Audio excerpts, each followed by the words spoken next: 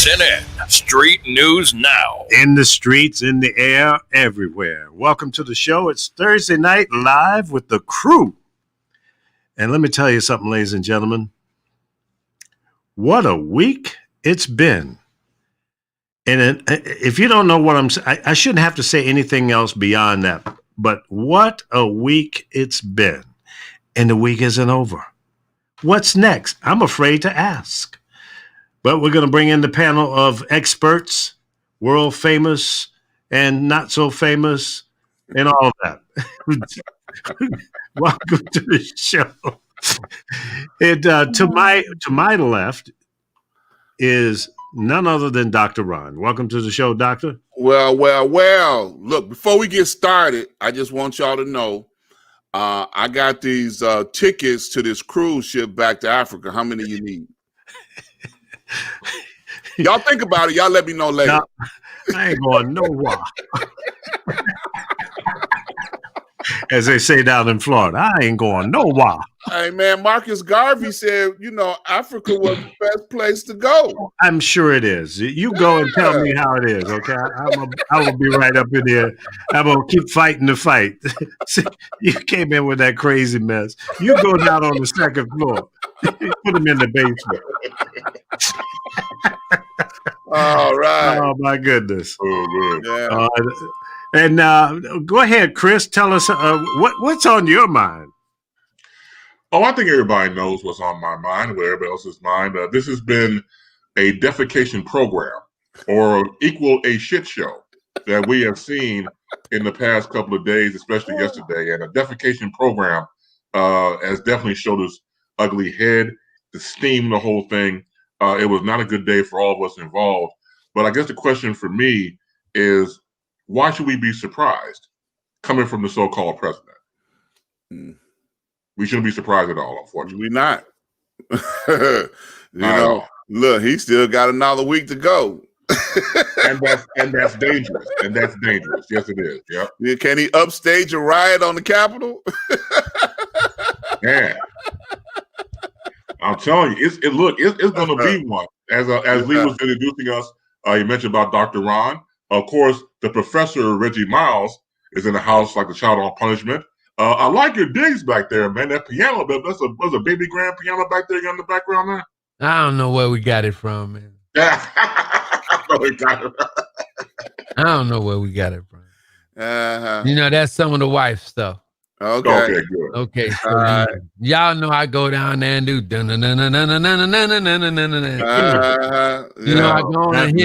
I go on and hit the boogie woogie and might do a little bit of Just My Imagination, and that's it. That's a good combo. There you go. That. That's it. So, okay, I'm going to ask a question here to each one of you. And Professor, Reverend Doctor, I'm going to go with you first. Oh, man. What's next? What is he going to do next? I know it's a tough question. Yeah, that's a question, and because this is a family-orientated program, the first answer that I want to give. Yeah, I think I know that one. Whatever he does. Yeah, right. Whatever he does, I'm more concerned about how people can stop whatever this cat wants to do. Right. I'm more concerned about how can this cat be stopped. What is the whatevers that can be taken from him, because I do not believe that this man is in his right mind at this time to do anything. A lot of people around him are saying that. It's coming from within the walls of the White House. Yeah, starting to bail out, resigning. Yeah. But you know what? I say to those people that are saying, "Oh well, I guess I've had enough here. I can't co-sign any longer." Well, you know what? You might as well stay on to the end, because you should have done this a long time ago. You have enabled bad habits and just craziness. Somebody around him needed to have the balls to go up to the president and say, "Mr. President, you're over the top. This makes no damn sense. You're You're going to hurt yourself and the country and everybody associated with you.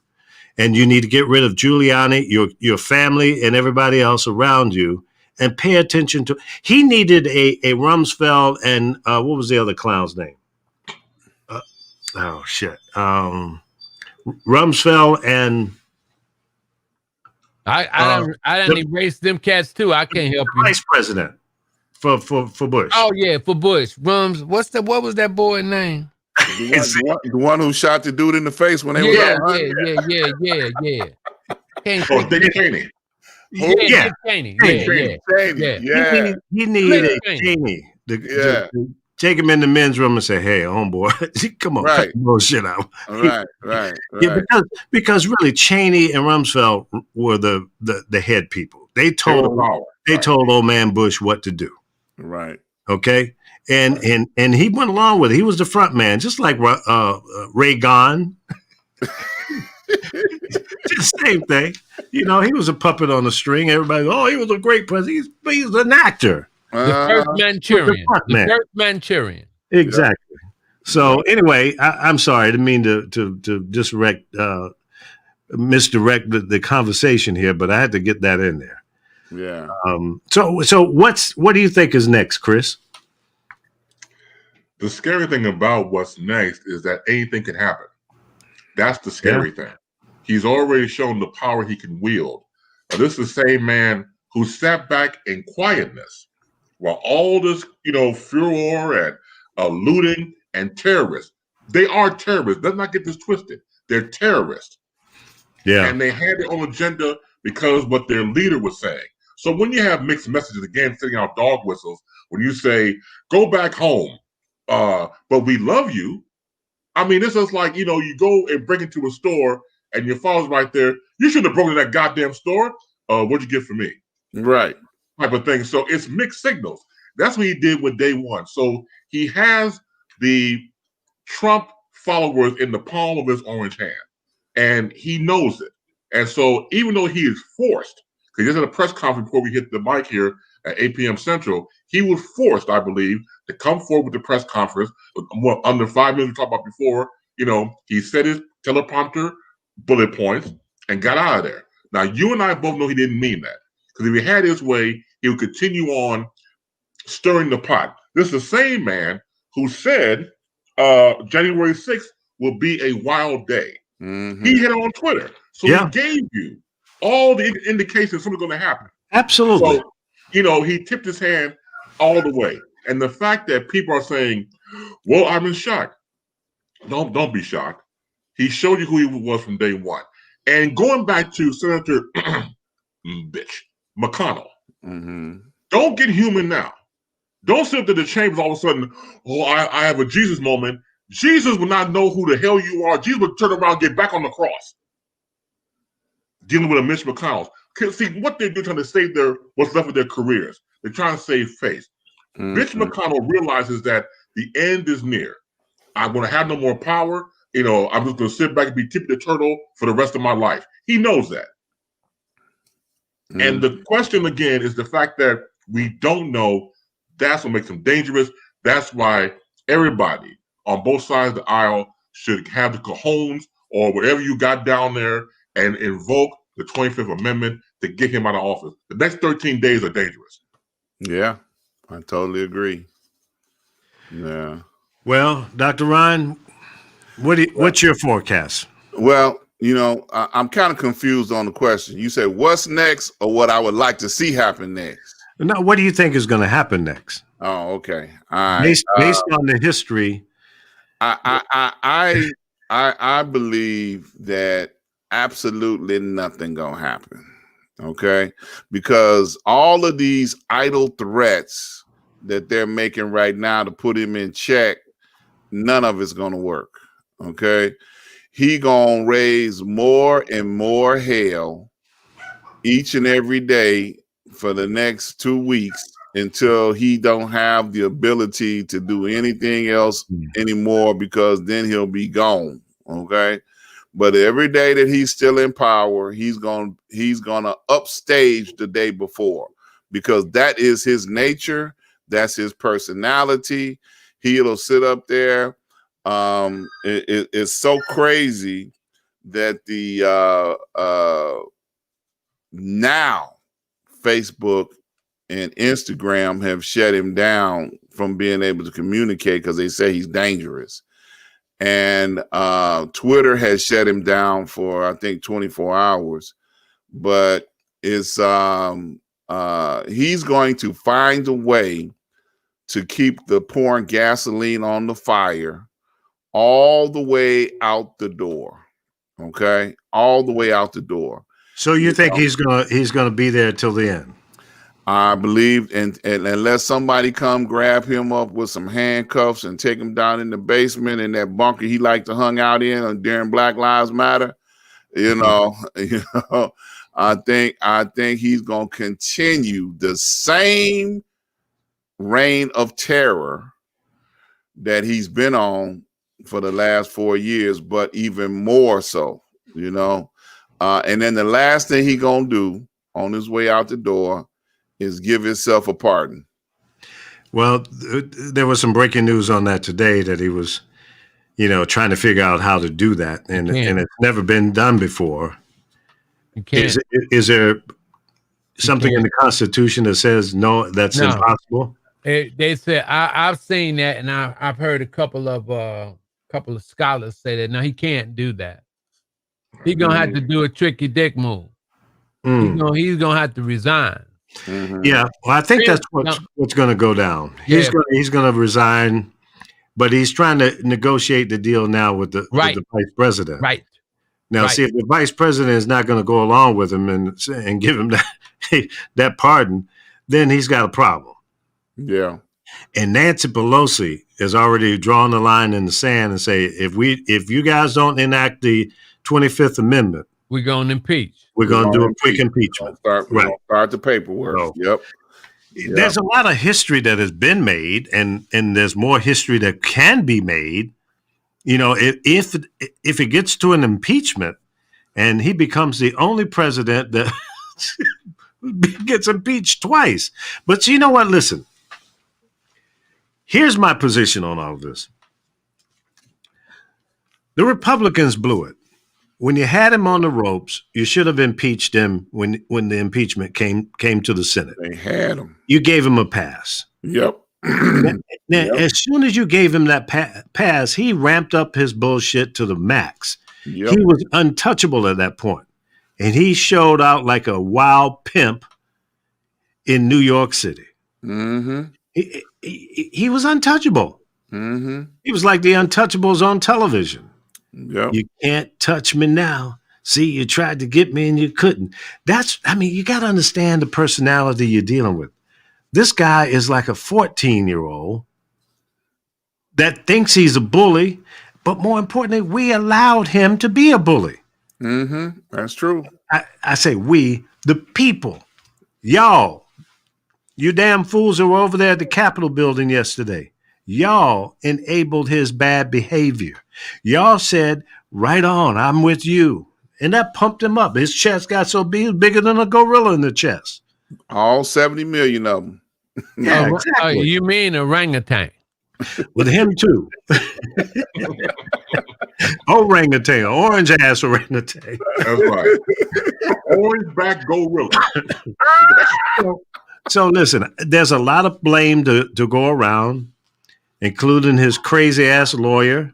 All the lawyers around him ought to be disbarred. Mm-hmm. Now that's my opinion. Yeah. Now, I was hoping that Attorney Joseph Haynes Davis was going to join us tonight. I sent him the link to come in, but I haven't heard back from him as of yet. Because I wanted to have him come in and answer these constitutional questions, because he's like Barack Obama, a constitutional expert. He said, I'm here. Practices law down in Florida. Where is he? He says, I am here. He's in the chat. Oh, wait a minute. There he is down there. Okay. I'm sorry. JoJo. Now, let me tell y'all something. This is Attorney Joseph Hayes Davis. Practices in the Orlando, Florida area. But I know him as JoJo because he was a radio DJ first. Then he says, this radio business is nuts. I got to go do something else. Went to law school, became a lawyer, but he's still a radio DJ first in my heart because he's a radio man. JoJo, welcome to the show, man. How you doing? Everything's good. Can you hear me? I got you loud and clear. 10-4. Yep. So, we've been, I don't know if you've been listening. I just want to tell you.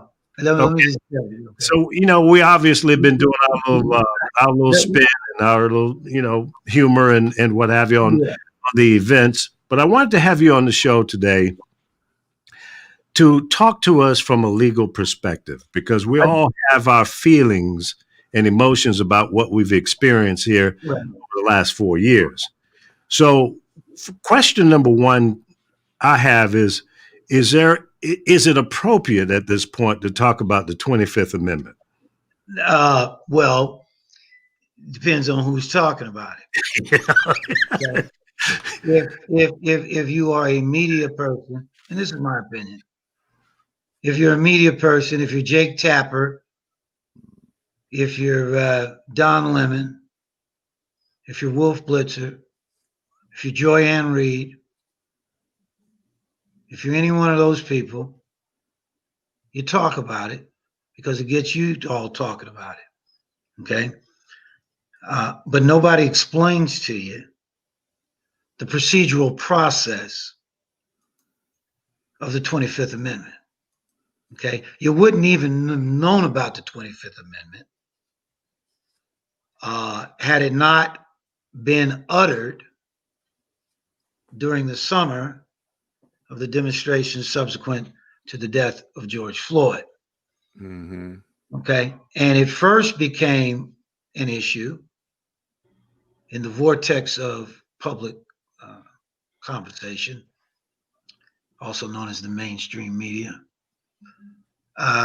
when it was thought of to possibly be applicable to the president-elect, who clearly has some type of cognitive erosion at times, that being one Joe Biden of Delaware. That's when it first began. That's how the conversation began. And if I'm not mistaken, it began with the Speaker of the House from San Francisco, California, who was born in Baltimore, Maryland, who has a net worth of $13.7 million, having worked on public funds for the many years that she did, and that being Nancy Pelosi. Now, the issue is whether or not there is a foundation, if there's a basis, a legal basis, a constitutional basis, to try to invoke the 25th Amendment. And even if the 25th Amendment is invoked with the allegations that a sitting president does not have the legal capacity, legal cognitive capacity, that's a big hurdle. It's not whether or not he's fit, because that is a subjective, nuanced word and statement that is bounced around in media circles to get our attention, to talk about it and watch TV or listen to the radio or listen to Sirius XM or whatever your flavor is. The fact of the matter is, it has to be that he has some type of diminished capacity. For instance, here in Florida and around all of the states and all of the associated territories that American law is dispersed to, there's something called guardianship. In other words, when you have, for instance, an older adult or anyone younger or anybody who cognitively has had like dementia, Alzheimer's, or some other cognitive deficiency, a petition inside the appropriate court is made by an interested party, making the allegation that this person does not have the cognitive ability to continue with all of their legal rights as a citizen of this nation. In other words, grandmom's kind of losing it. We don't want her to be giving away the inheritance, or just giving away her money so that she then becomes a pauper.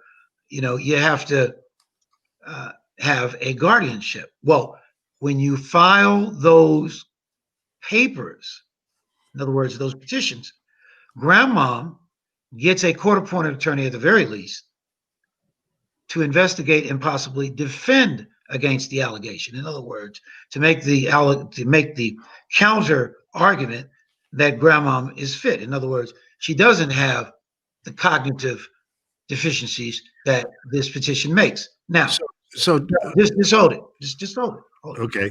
So by a parallel with the 25th Amendment, that's what the allegation is that the president has a cognitive deficiency.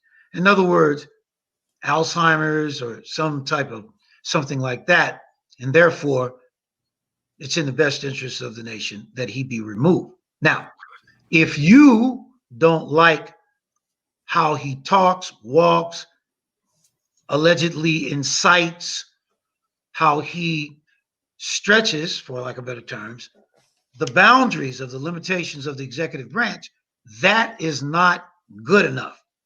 And even if you get the petition in, even if you get the 25th Amendment started, that would be by a petition in Congress and so forth, he has the constitutional right to defend the allegation, just like it would be if it were a guardianship. Okay, now. So one thing here. You just laid out a very detailed and sounds like time-consuming process. Boom. So, Boom. but if the 25th Amendment was imposed right now, meaning starting the process, he would be out of the White House before boom a conclusion. So that's really it is a moot issue.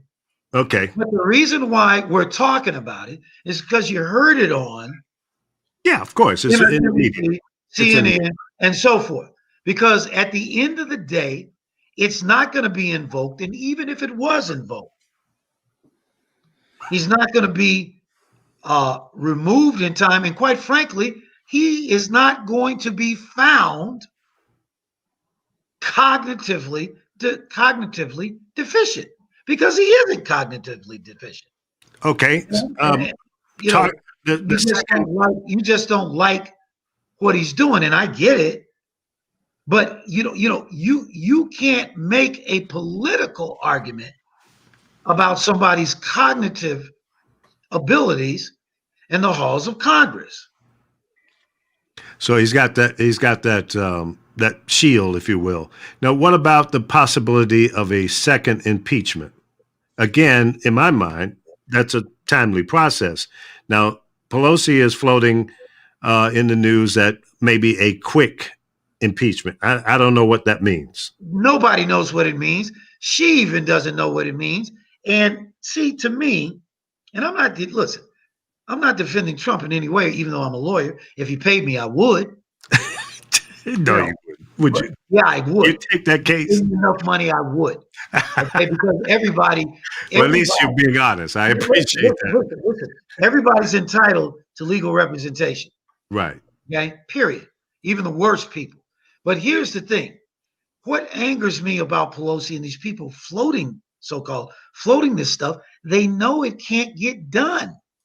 But what they're doing, they are appeasing the consciousness and subconsciousness of the followers and the people who identify as liberals or Democrats, etc. They, it's like, it's like what Chuck D called intellectual Novocaine. That's exactly what it is, because it won't get done, period. And let me go even further. Let me tell you something. Even when he leaves office, if someone like Letitia, whatever her name is, up in New York, yeah, even if she tried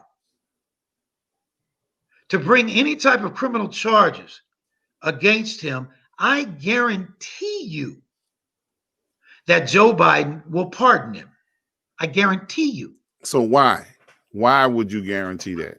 Because Why would Joe want to do that? They're going to say it's for the good of the country. We need to put salve on it. We need to it's just like with Gerald Ford and Richard Nixon. It's for the good of the country. Okay. Was it? I guarantee it. Guarantee it. Do you think the history? I mean, we've all lived through that. Do you think, in the view of history, was it the appropriate thing to do to pardon Richard Nixon? Do I think it was the appropriate thing to do? I know legally it was fine. Yeah, I mean, listen. Yeah. But was that in the best interest of the country? A president has pardon power. Right. So therefore, just because, but okay, I have friends that have had criminal behavior or some problems. Right. But they didn't get a pardon. They tried to get one. The only person that I know that tried to get a pardon that didn't get it, in fact, has passed away. So it's a moot point. But everybody doesn't deserve a pardon. And I guess that's really the question.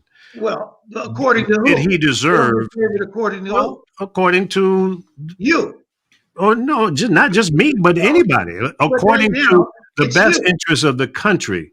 It's you. Okay. Now. Me. Yeah. Now, so let's just call it what it is. It's you. So here's the thing. I'm not arguing anything other than the fact that I believe Joe Biden will pardon him because of the history of the nature of presidential pardons of presidents. And the only one that the only one I know is Nixon. And let me tell you something even further, and we forget about it. I would stand before you today and tell you that the crime that Richard Nixon did was more egregious than the things that Donald Trump has done to hurt people's feelings. Hurting your feelings is not a crime. Richard Nixon committed crimes, and I'm using plural crimes. Okay? So let me ask a question. Let me jump in here with a question, because this leads into my segment for the day anyway. Just a quick little FYI, you all are listening to Street News Now. We're right here doing our weekly broadcast. We got Mr. Lee Michaels, the professor. We got Mr. Boom Shakalaka, Mr. Chris Bass. We got another professor, Mr. Reggie Miles. We got myself, and we got special guest, Mr. JoJo, a constitutional lawyer. So now, with what just happened over last weekend with the recording in Georgia, they have the opportunity to bring charges against number 45 in Georgia for election tampering. Oh yeah, who? According to who? According to the tape and according to the district attorney of that district, which would be a state charge, not a federal charge, but a state charge. I get it. It doesn't matter. Okay. Let me ask you something. Go ahead. Are you telling me what county was it in? The Fulton County, or are you saying the Georgia Attorney General? Yes. I think it was The Georgia Attorney General Yeah. has said that he or she She. is seeking charges against. She's evaluating bringing charges against him because of the nature of the conversation on the tape. Okay, now you said she's evaluating, like she's thinking about it or something. Right. That's what she She's doing said. an investigation. Right. Now, let me tell you something. And I mean this all things. Okay. Uh-huh. President, constitutionally in this country, the president, no matter who he is, because it ain't a she yet. I don't know if this guy's gonna make it the president-elect. But the sitting president is the chief law enforcement officer constitutionally. Okay. Okay. Now, So in other words, he's untouchable. I'm not saying that. I'm getting ready to explain it to you. Now, You know, I'm gonna tell you. Attorney Davis, you know, I'm the 10-second program director. So Yeah. I'm trying to get you to that intro, and don't step on the lyrics. No, here's the deal. Here's the deal, right? Go ahead. The argument can be made, which I would make if I was representing him, that he's the chief law enforcement officer and he can inquire about your state's electoral process and procedure. And that's exactly what he did. Period. Okay. That would be your defense if you were defending him. But now what about fast forward to yesterday, inciting a riot? So now the mayor of DC can bring charges against him for inciting a riot, which could be borderline against treason, right? According to who? According to the acts that were performed on the riot yesterday. Yeah, but what I'm saying is, you just said the DC mayor can bring charges. Right. According to who? So you're saying that no jurisdiction. No, what I'm saying is, that's what you're saying. No, I'm saying who said she can bring charges? Who said she can't? No, I said who said she can? I'm asking the opposite question. No, my question is, are you citing something from a reported publication? No, it's the question. You the one went to law school. No. She was on TV. I think she was on TV yesterday and made that statement. She said what? She said that she's looking into bringing charges or the whoever the legal officials are for DC, right, to bring charges against the president. And see, my question is this: what prosecutorial powers does the mayor have? She can instruct her legal team. Are you saying that she can tell Does DC have a DA? You're saying that she can tell, according to Miriam, according to the what was the mayor that was on crack? Yeah, he would probably argue that they do. Yeah, well, no, this is my point. This is my point.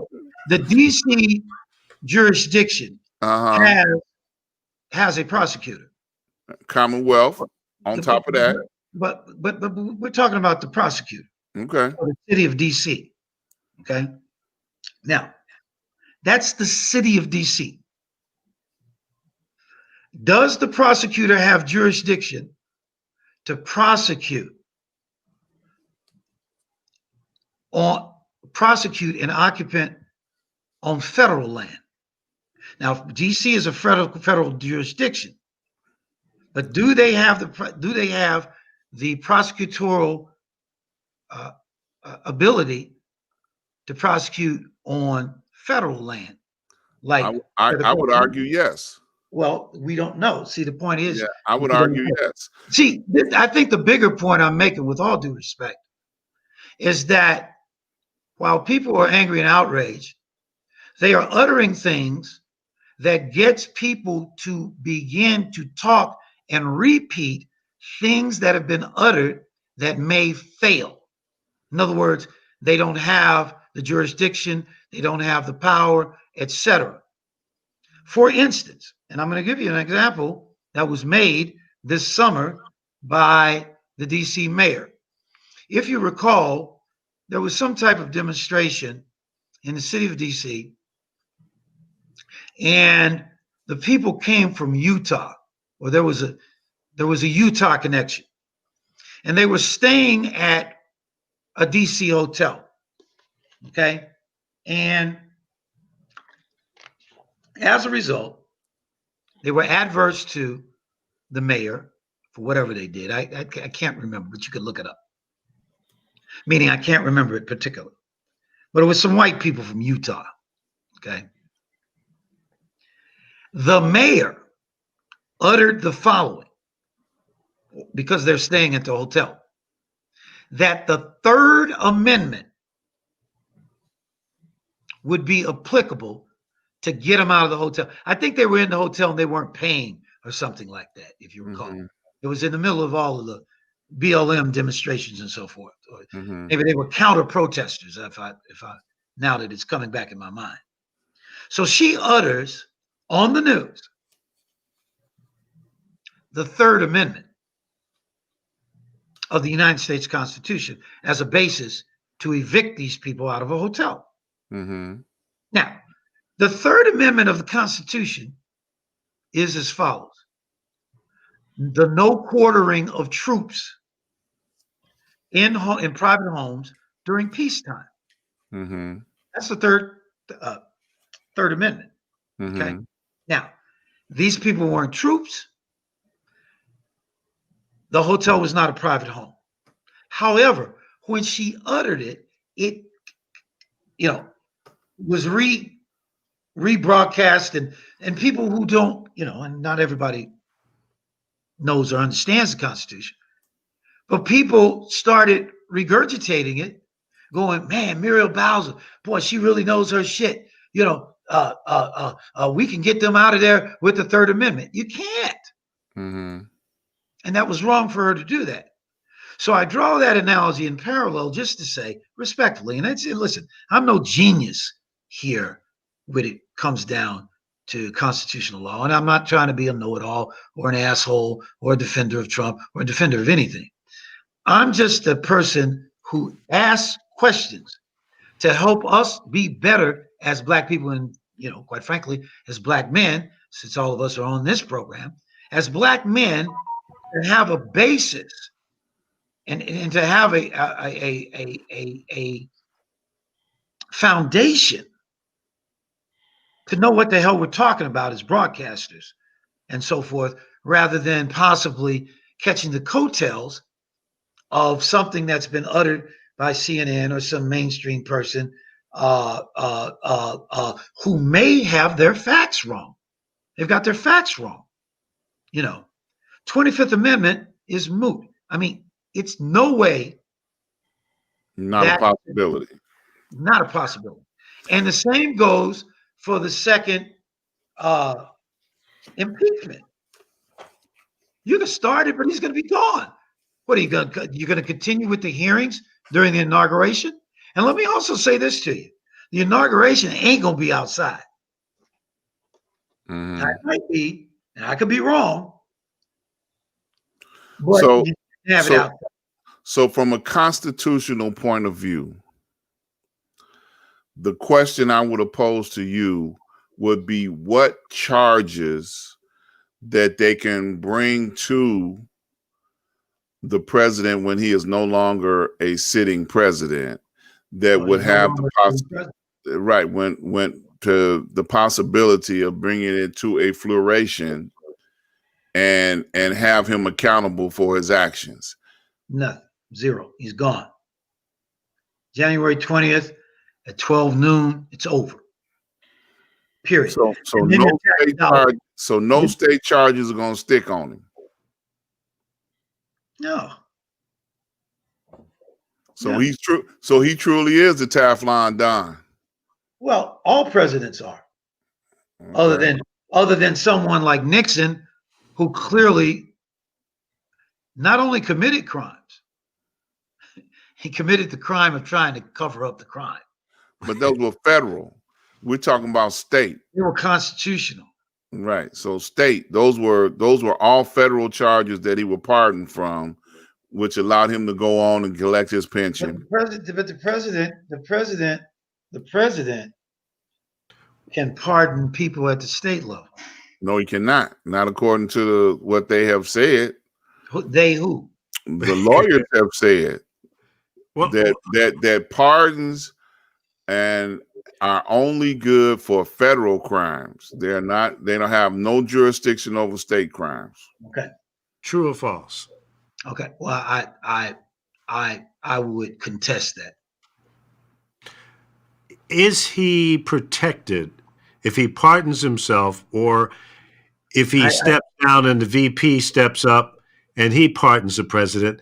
Does that pardon cover anything that he did prior to becoming president? Is it a blanket pardon, no matter what the charge might come? No, it would be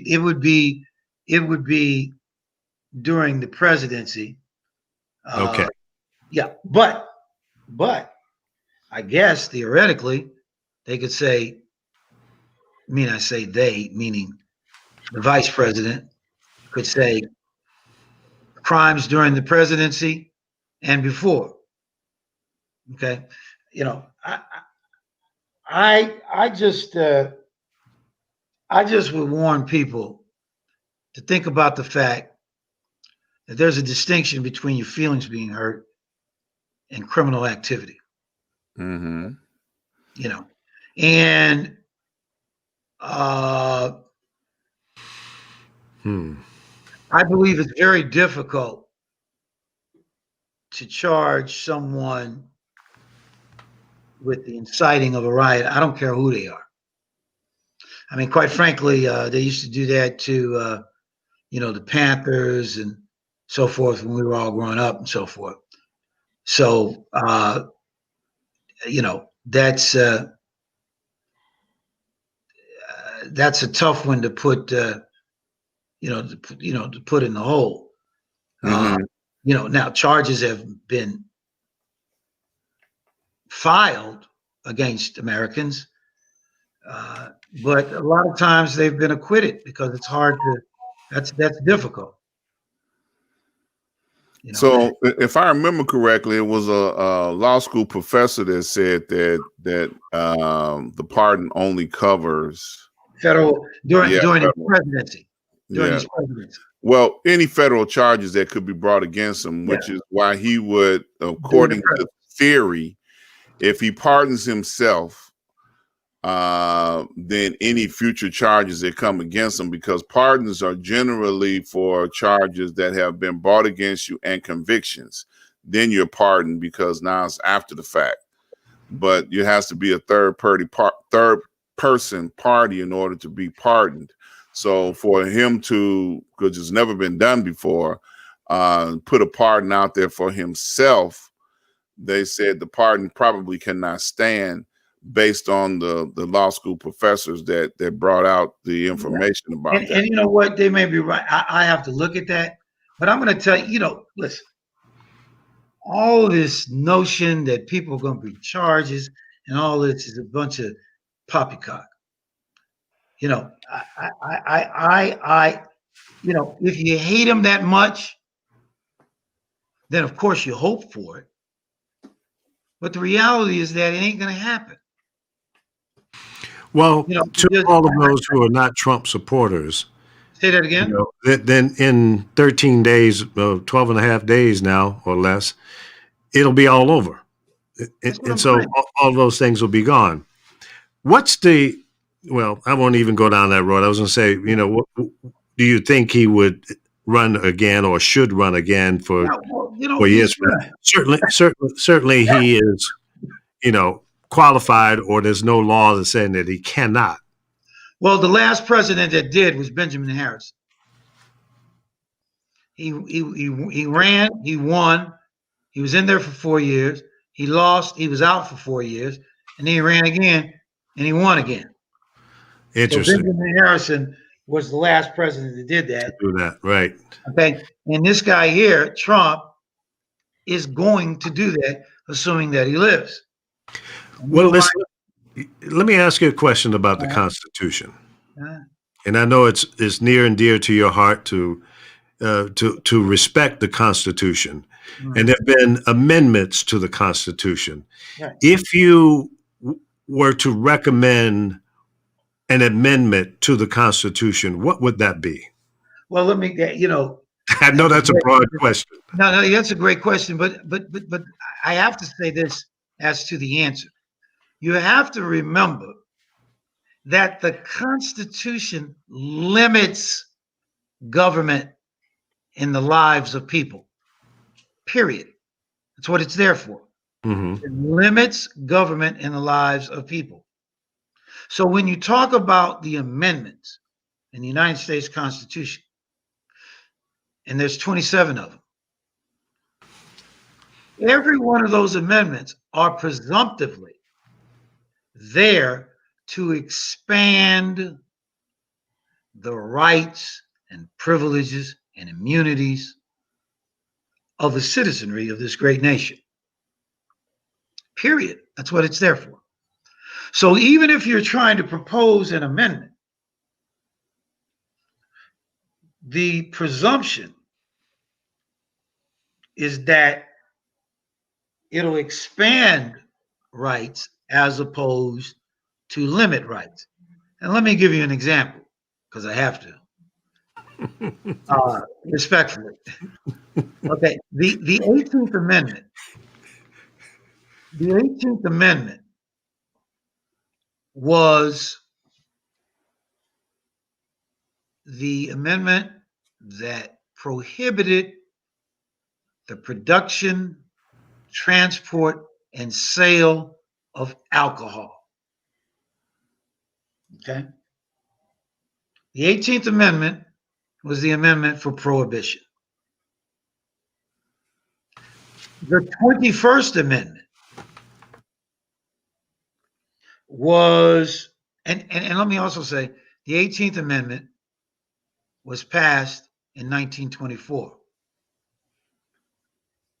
The 21st Amendment repealed the 18th Amendment, which expanded the rights and privileges of citizens to be able to consume alcohol. Okay? And the 21st Amendment was passed in 1933.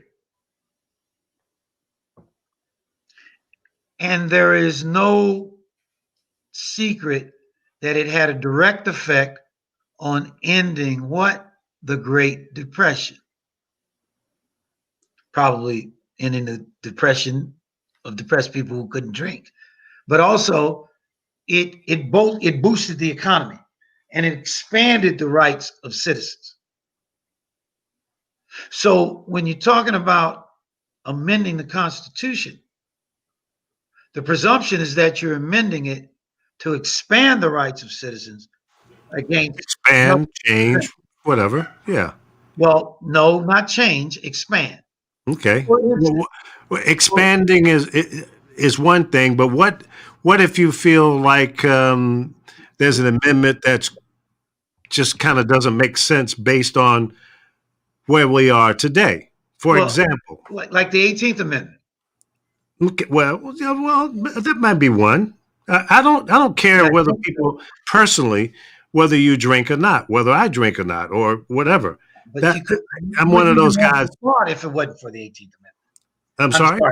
You wouldn't even have the ability to think about it if it wasn't there. If it wasn't for the 21st Amendment, right? Which which repealed the 18th Amendment. Okay. Well, let me just throw a couple things in here. First of all, breaking news: Betsy DeVos has submitted her resignation, who is the Secretary of Education. So what is that, the second person in the cabinet to hit the door?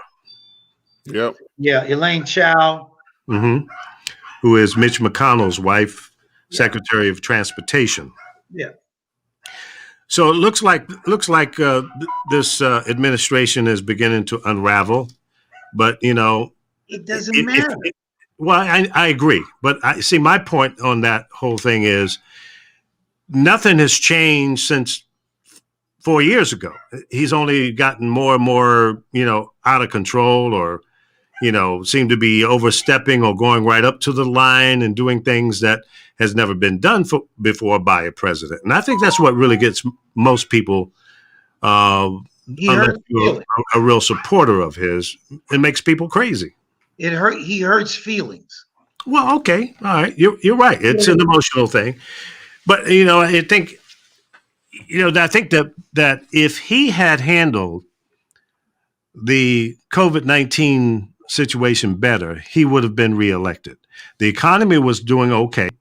He kept pointing to the stock market, which is not necessarily the economy unless you are invested in the stock market. You don't give a damn about it. It doesn't impact your direct lifestyle, or maybe it does to some degree, because if major corporations are doing better, then they might be hiring or expanding and stuff. So there may be a few more opportunities as it relates to that. But overall, there were still people who felt some tough times, under this president. So, but that being said, if he had done a better job on the COVID, I think he would have been reelected.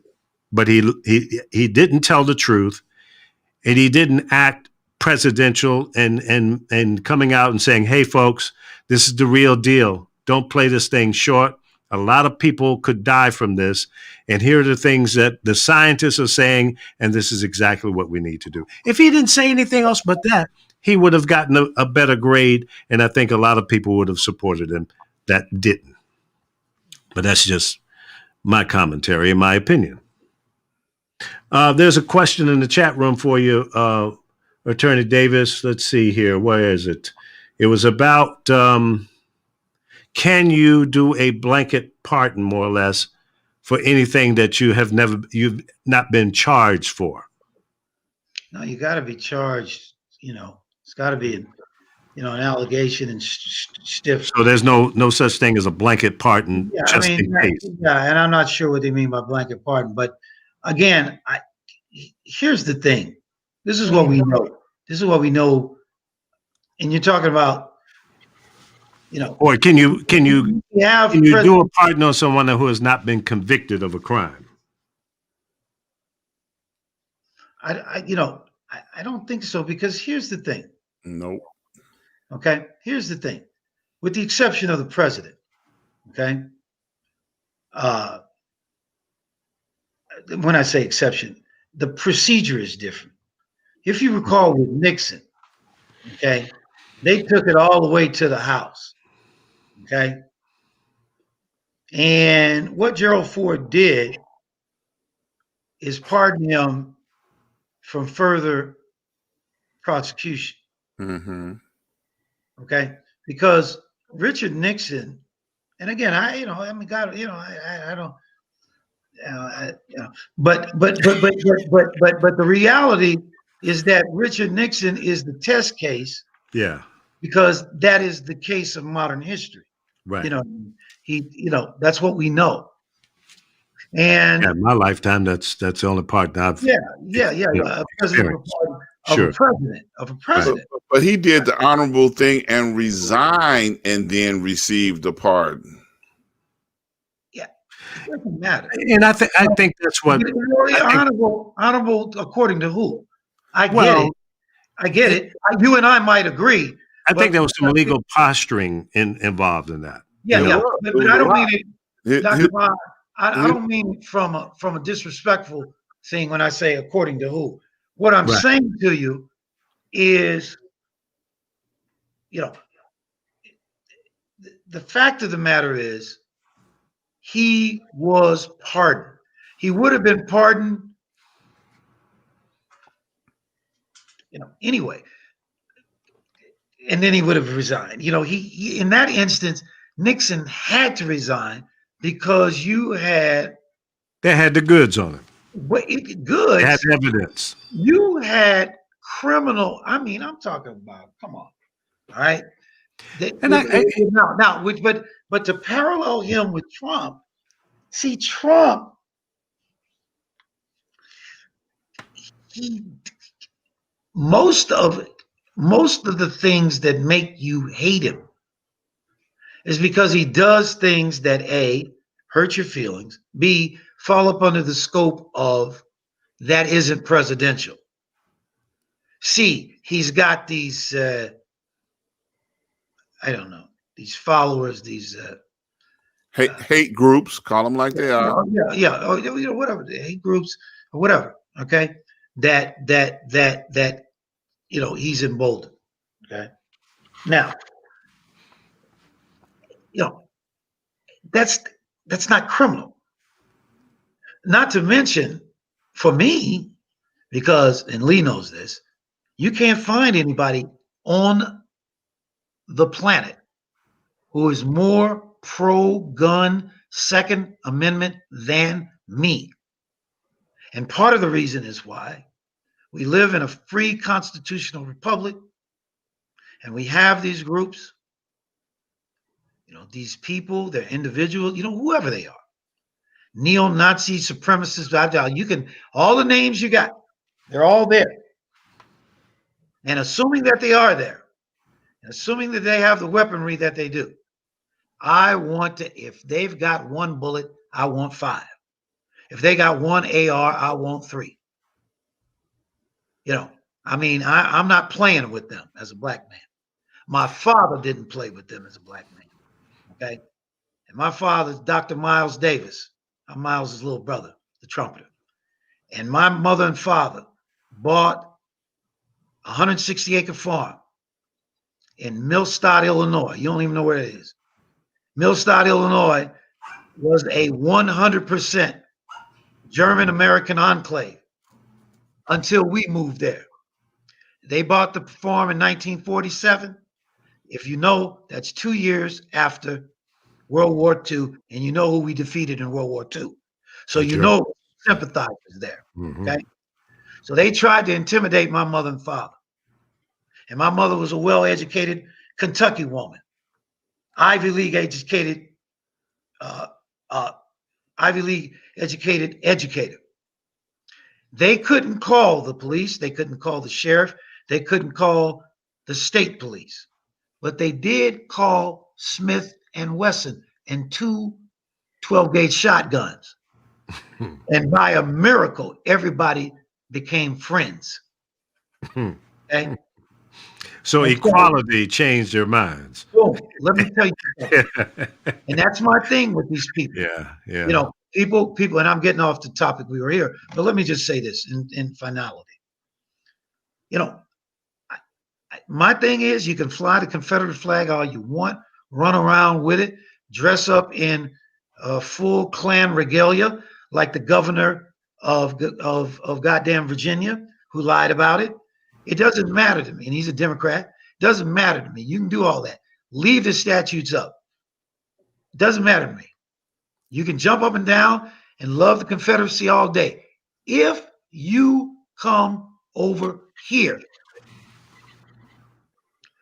trying to bring physical, violent harm to me, I'm going to light your ass up in self-defense. And that's my thing with this.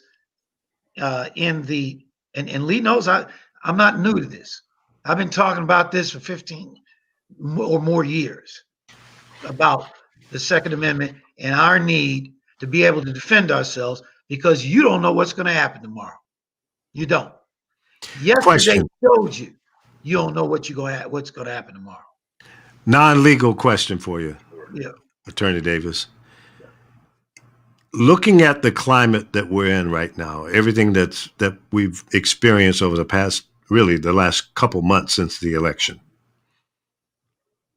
what's next in your mind? Do you see things getting better or not? I don't know what you mean by better. I don't know what you mean by not. But I'm going to tell you. Well, let me clear that up a little bit. I try to give it a general spin on it, but do you think that the climate or the temperature will go down or go up from this divided country right now? It's gonna stay high. It's gonna go up, stay high. I'm going to Sarasota to Shark Coats Tactical Saturday. And I'm going to get me some more ammo to put in my gun safe to go with the rest of the ammo I got, because you don't know what's going to happen. You see what I'm saying? Yeah. That's just me, and I ain't for everybody, but I'll tell you this. If something really goes down, you be looking for a brother like Joseph Haynes Davis. Okay? Because Is that house next door to you available? right, yeah, you dig what I'm saying? Because that's the only thing these people know. Yeah. That's it. That's the only thing they know. Yeah. You know, and that's I think that's a little scary, and it's a little disappointing to me. You know, I love America. I don't want to live nowhere else. And we opened up the show, and Dr. Ron made a joke about, you know, tickets to Africa and all that. I have no desire to leave this country. Yeah, I may be the last man standing. I don't know, but no, I'm gonna be the last man standing because I got all that ammunition and I gotta use it.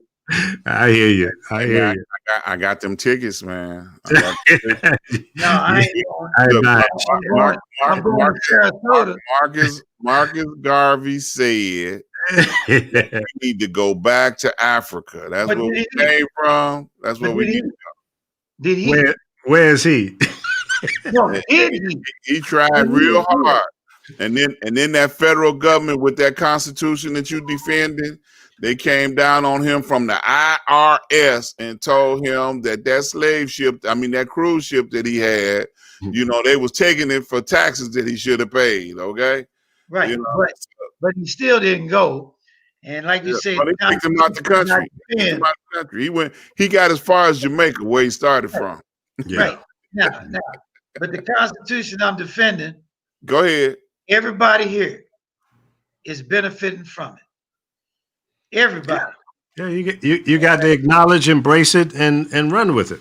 I think there's a lot of things that needs to be amended, but it is what it is for right now. Yeah, you know, I think Constitution ain't fair at all. Not for people of skin color that we got. Look.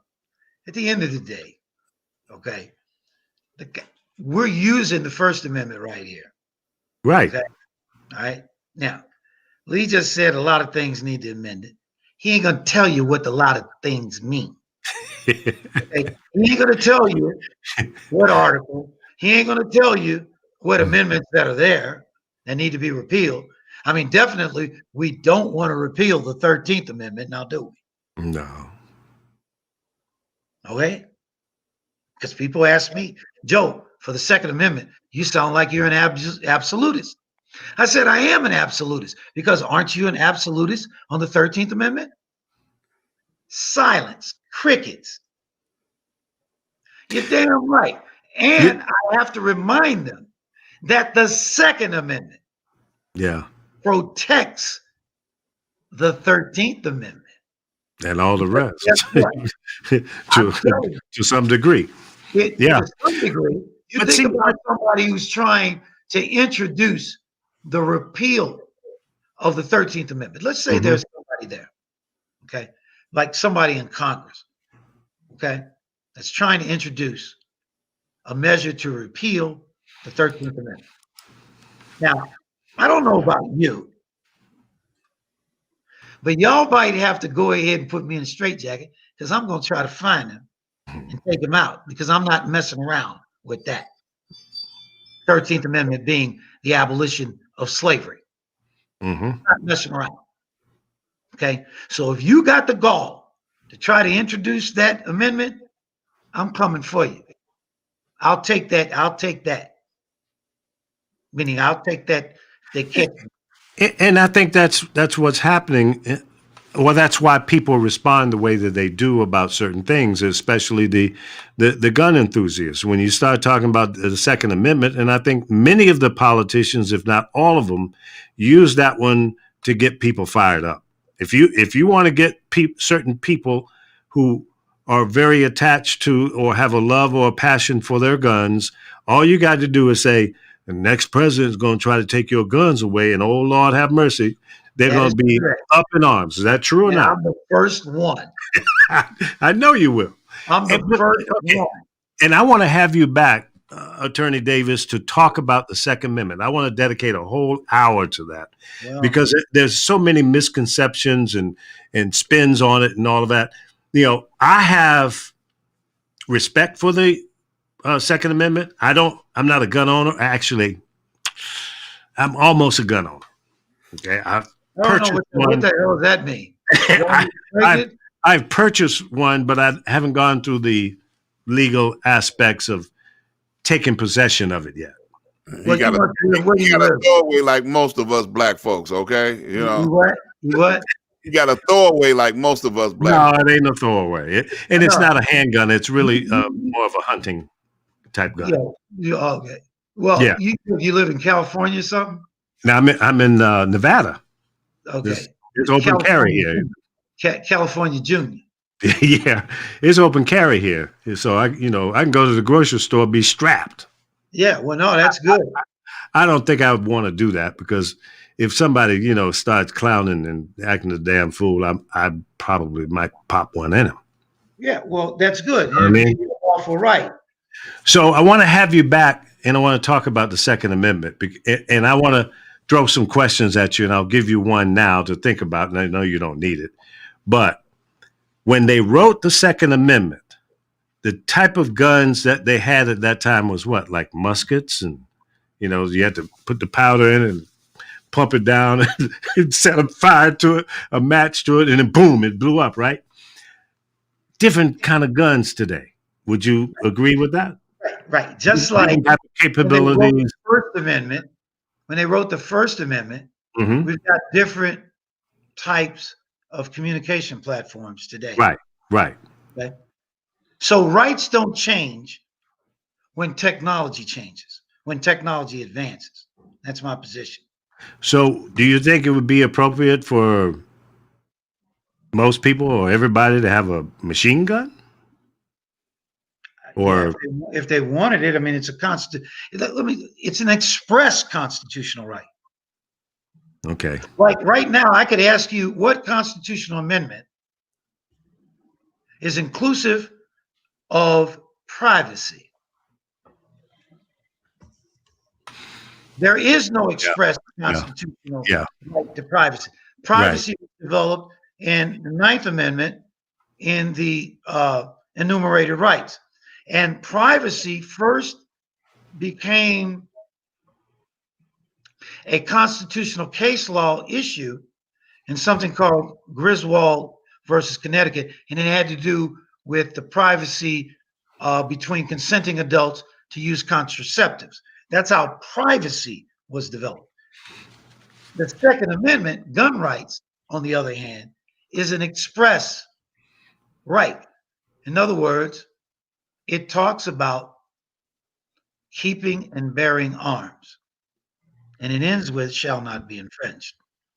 I want to have you back, Attorney Davis, to talk about the Second Amendment. And I also want to talk about the Telecom Act.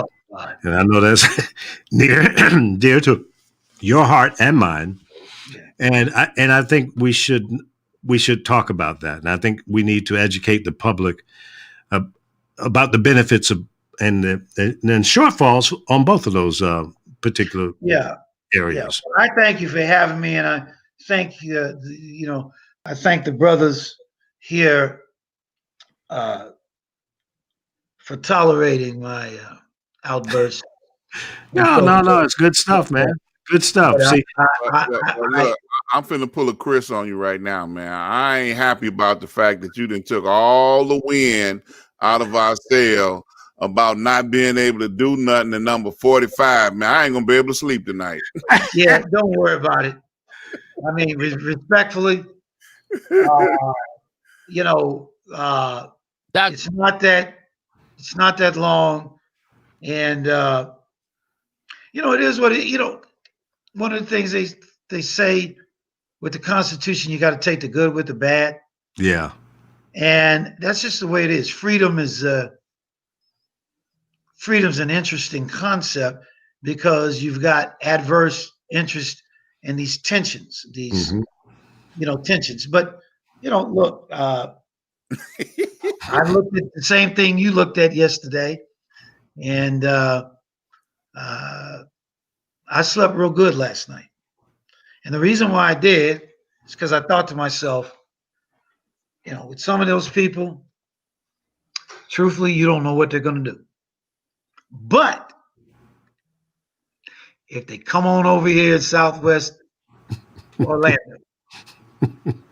and want to have, you know, a Confederate Klan flashback rally in the middle of my block at 2:30 in the morning with white regalia and the torches, you know, because they like the fire. I'm gonna light that ass up because I can see them real good. And that's the one thing they know and keeps them honest. Don't mess with Joe. No. Any of us, any 5 of us, Oh God, that's do the same thing. Because guess what? If they're outside of your house, what are you gonna do? yeah, especially in Florida. Well, anywhere. Like they don't have them in California or Las Vegas or Connecticut. I'm not sure about the stand your ground and they all over. Yeah, they all over. Well, I know what. If I get in trouble, I'm gonna call you. So you. Yeah, all right. After this conversation, I hope I'm not disbarred.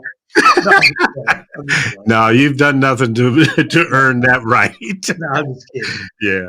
Well, no, seriously, I want to have you back because, and I want to invite a bunch of broadcast folks. All of these guys are broadcasters here, by the way.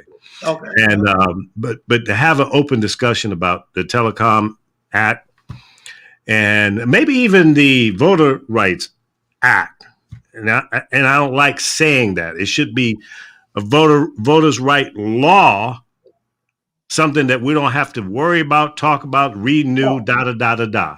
Yeah. Right. Right. Well, it's legislation. Yeah. Legislation has to be renewed. Right. It's further protection, but we have the constitutional protections. But because of the 10th Amendment, it wasn't enough. Right. Exactly. You've got the 14th Amendment, which has the Equal Protections Clause. You have your First Amendment, which allows you to think, assemble. Mm-hmm. And then for Black men, they had the 15th Amendment. 15th Amendment guaranteed the right to vote for Black men.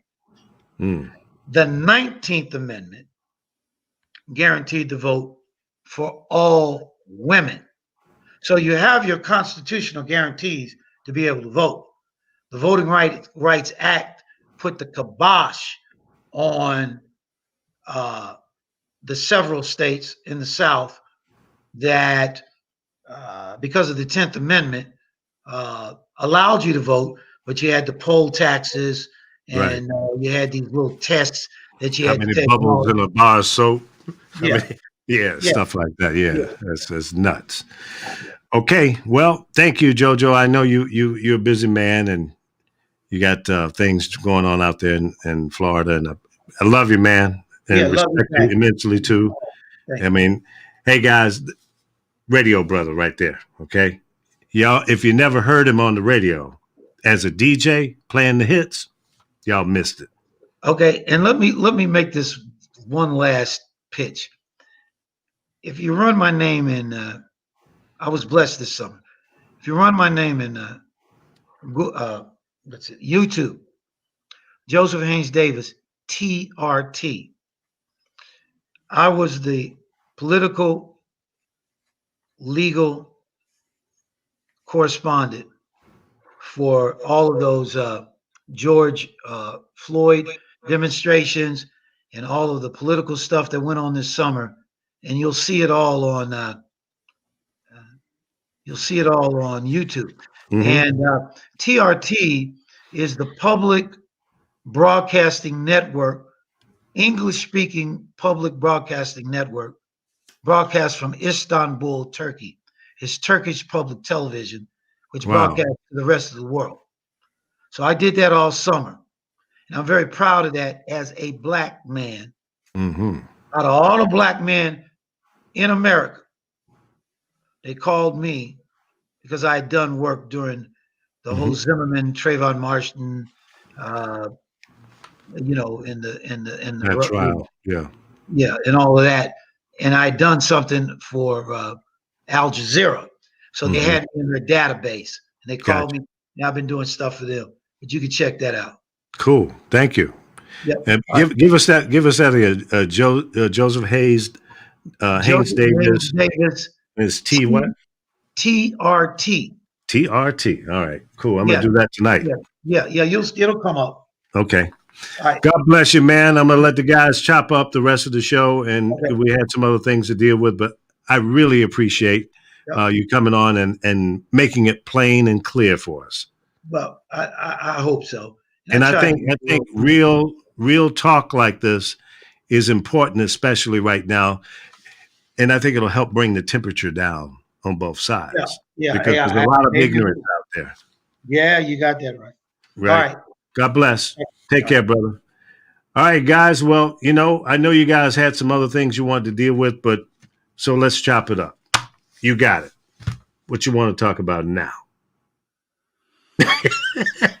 Well, let me just say this. You've been listening to the Street News Now on YouTube and on Facebook, and we've been here chopping it up with Mr. JoJo Davis, if you just got here, and he's been giving us some constitutional stuff, okay?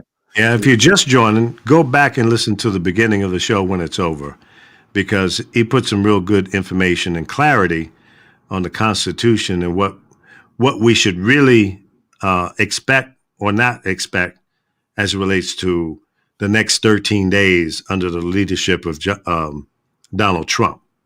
A lot of us want to see this guy go away right now, tonight. Yep. How you feel about it? But, that may not happen. Yeah. However, like during the Nixon days, I think it's a possibility that we'll see a curveball here, because there are people in his administration bailing out. And then if he wants to run 4 years from now, he's got to go out a certain way. Mm-hmm. But I'm waiting, and I'm going to be recording that last walk out of the White House. I want to see that walk of shame big time. You actually think he gonna give us that? I hope so. I want him to stay there and walk out like every other president, but this one will have his head down. The walk of shame. Yeah. And if we can get on and healing this country. And let me just say this to all of you hardcore Trumpers, even to you morons that went into the Capitol building yesterday. I hope you have a change of heart. I really do. Because you make up a significant portion of America. And you might be saying to me, well, no, you need to come over to the dark side. No, and no. You lost. 80 million people voted for Biden and Harris, not for Trump. Well, he got more than anybody else, but it wasn't enough. He lost. If you lose by 1 point or 400 points, a loss is a loss. Let it go. Let's move on down the road. Let's get through this virus. Let's get the economy rolling. Let's get people back to their normal lives and working. And hopefully, 4 years from now, we have to vote for a new president. Maybe there'll be some Republicans out there that are worthy of even announcing. I don't know who that would be, maybe. I got to. Go ahead.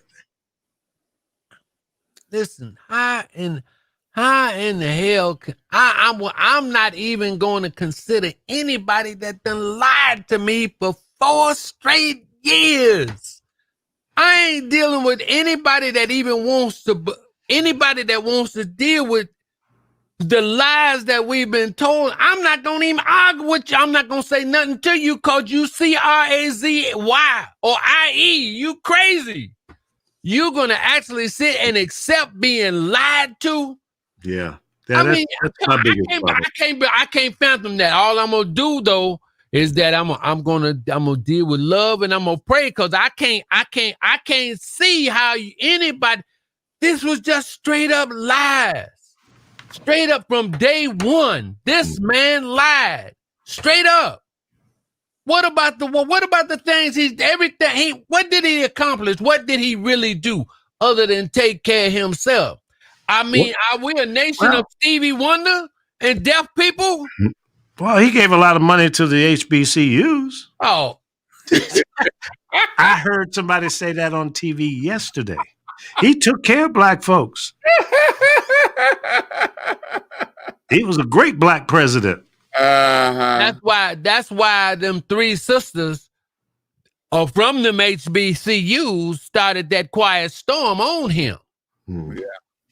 That's why that one sister from that Spelman College, she went after the suppression of voting by African Americans, started her whole movement and did it quietly, gave it different names. Stacey Abrams was making sure that black folks were getting to the polls and had a right to vote. She did that in Georgia. She did that. Mm-hmm. Man, they did not see that coming. And it was so mad. They was so much on this guy that he was calling her name. See, listen, I say it again, and I'm gonna say it one more time. The only time I'm gonna say that name of that man who is currently in the White House is when I'm playing Bid Whist. And since I don't play Bid Whist, I'm not going to say it because there's power in the tongue, and we gotta stop giving this that power. You dropped out there for a second. I don't know. No, I did that on purpose. Look, here's another alumni for you. Do you know who Franny Willis is? No, talk to me. You tell me. Franny Willis is the newly elected Democratic DA for Atlanta. She's the one that's investigating any election fraud, that's going on in Georgia. The Georgia Secretary of State. Okay, so she has ordered an investigation, and she's using his own words from that tape that they did when Trump called down there, and for his and the Secretary of State for Georgia, for his own safety, recorded the conversation with number 45. For his own safety, he recorded the conversation, and all of the conversation can possibly lead to charges. Okay. So remember that name because you like them. HB. She's from Howard. Okay, that's where she started out at. That's one of your people. Howard has a pretty good law department there, don't they? Dr. Greg Carr, man, yes. Well, listen, the greatest lawyer that, and if I ask you gentlemen, I'm gonna ask you right now. My first, when I was on my way for my first week of living in Washington D.C., after coming back home, I was in a taxi, and the cab driver asked me. He said, "Who's the greatest lawyer? Who was the greatest lawyer in America?" Your answer, Lee. Who do you think was the greatest lawyer in America? Well, there have been some high profile in the public eye. Are we talking about black lawyers? Yeah. Okay. A lawyer, or just a lawyer, period. Just a lawyer, period.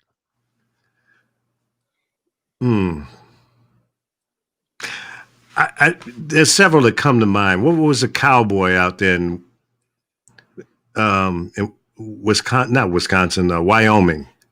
You remember him? He was no, I don't remember. Just say his name. I'm trying to remember his name now. I think he might be dead now, but he was a cowboy, he wore the cowboy hat. Okay. But he was a pretty sharp lawyer. All right, so that's good. We got you on that. Johnny Cochran would be in my top 2 or 3.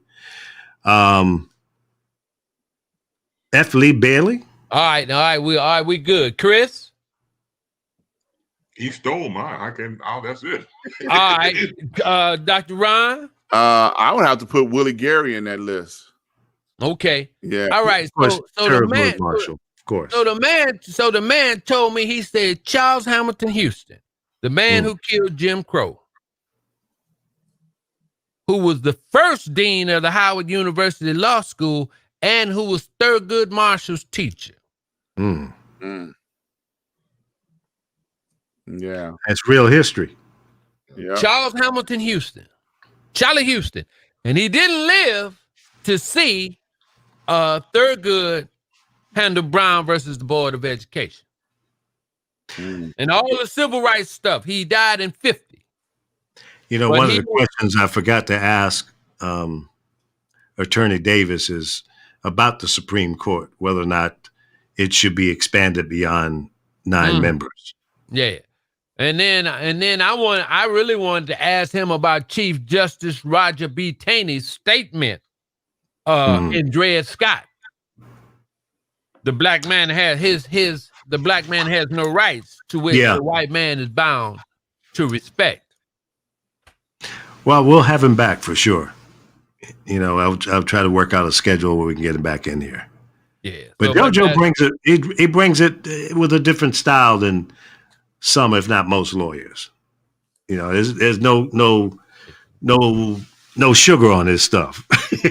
You know. Yeah, look, he got me not ready to sleep tonight. I'm gonna be mad all night. Yeah, I'm gonna check out a few things, but like, I mean, I knew it wasn't. I knew it was just. I guess the conversations was just to kind of like trying to throw us some hope out on the rope that something could be done because people are upset. Yeah. A lot of people are. People are upset. You know, but I agree. You know, I'm one of them. Yeah. If it was, then man, look, let me run the time machine and just throw the days. I take the time machine and run it up 12 days right now. Well, you know, the most pertinent thing that he put on us in the conversation was that out of all the things that Trump have done, none of them are criminal. You know, yeah, that was pretty shocking. Yeah, I was like, really? You know, wow. And I've been saying, you know, I didn't think he had good lawyers around him because he was so loose cannon with his, you know, outbursts and statements and what have you. And I still just, in my gut, and maybe it's that I want it to happen, I think in all fairness, and I know, JoJo, you said, Lee, just shut up, man. It ain't about that. That's emotional.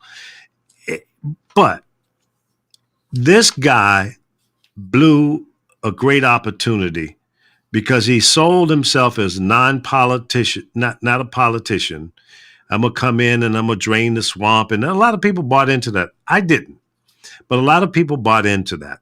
And as it turns out, he may have drained the swamp in his mind, but he went to the Congo and the Amazon and brought in some whole different kind of monster type wild animals up in the White House and wrapped those all crazy people around him. And it became a whole different hotbed.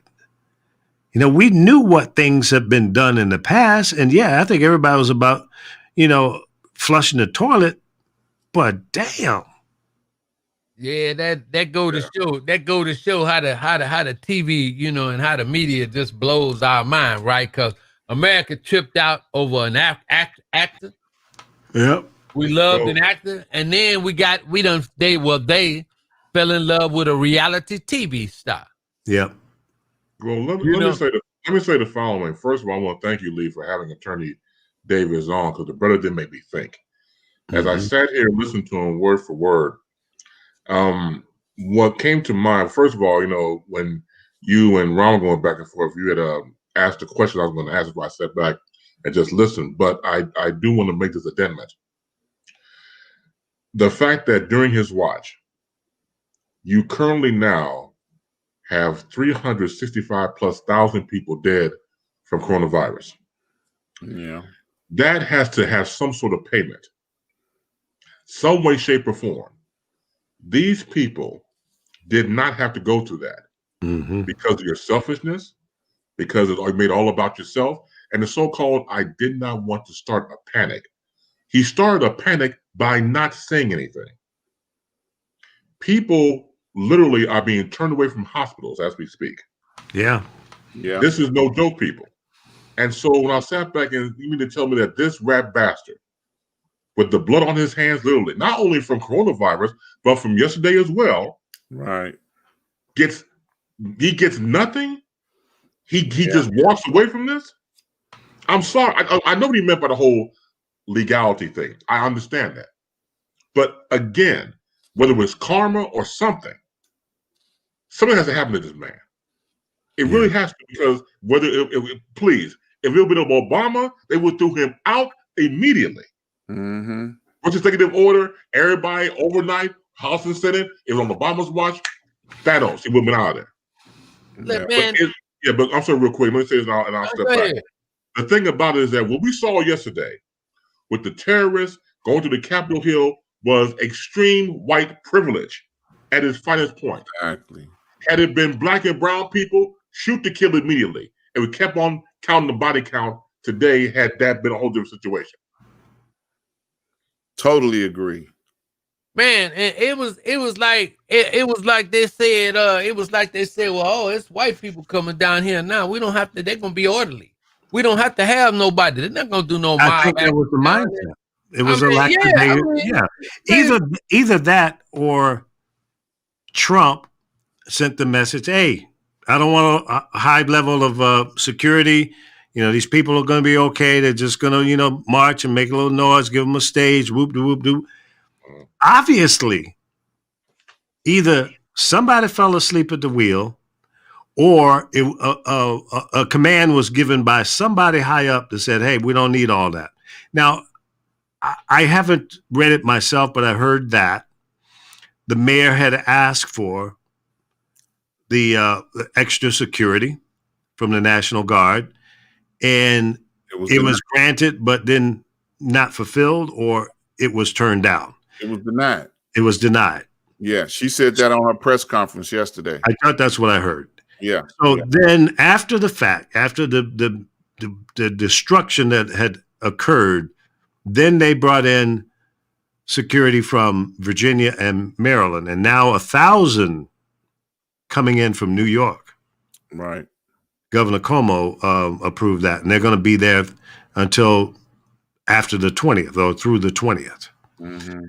So obviously there were some bad decisions made or no decisions were made, and 5-6 people are dead. Whatever, we don't even know the amount of destruction that was that happened there at the Capitol building yet. And you got a bunch of frightened congressional members. Right. And you know what? Sometimes some good comes out of the bad. And maybe that type of scare or fear might change their mind. In fact, a few of them did change their vote. I mean, quick. Yes, sir. Quick.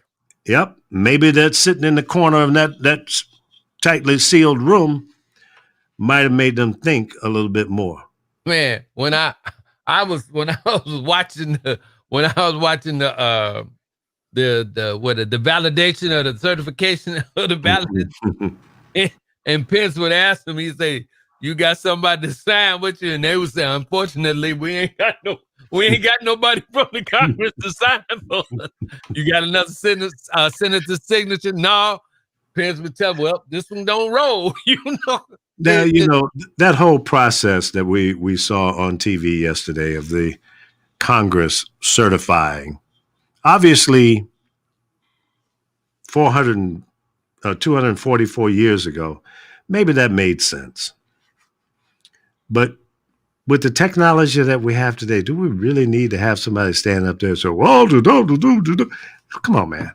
That to me was a waste of time. It's a ceremony. Yeah, it was a history lesson. They do that stuff all the time. All the time. But it's a waste of time. Yeah, they could get more done if it wasn't so much, dog and pony show. Yeah, ritualistic. Yeah, come on. I mean, Look, come into the new wait a minute, millennium. Lee. Well, wait a minute, Lee. Would you rather have an autocrat?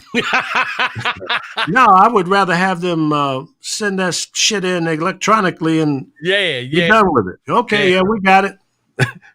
The states have made their decision, right. ladies and gentlemen. Here's the documentation. Let's move on. Let's move on. Come on. But And look, this is the part that was really killing me, that none of them don't. And this is an American disease.